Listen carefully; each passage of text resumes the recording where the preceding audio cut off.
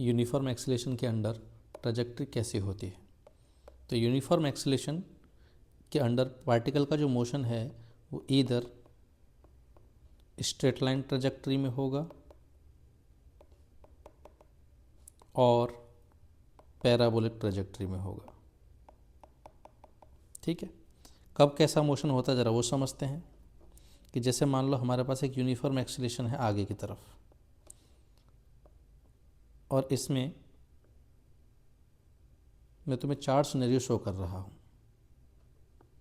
कि constant acceleration जो है वो आगे की तरफ है इन चारों केसेस में।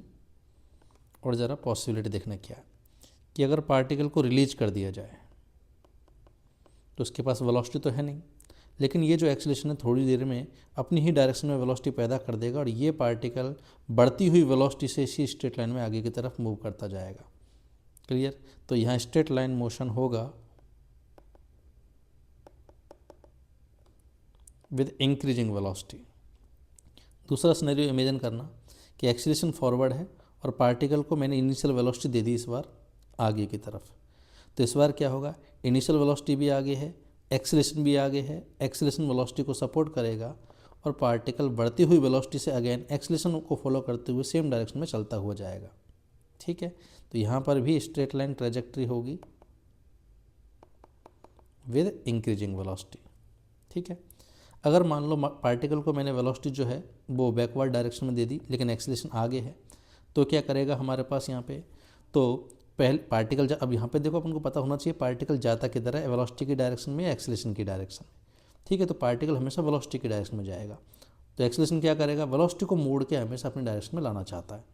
तो वेलोसिटी पहले तो यहाँ पे डिक्रीज होगी, पार्टिकल लेफ्ट में जाएगा, फिर रिटार्ड होकर फाइनली फॉरवर्ड डायरेक्शन में मूव करना स्टार्ट कर देगा।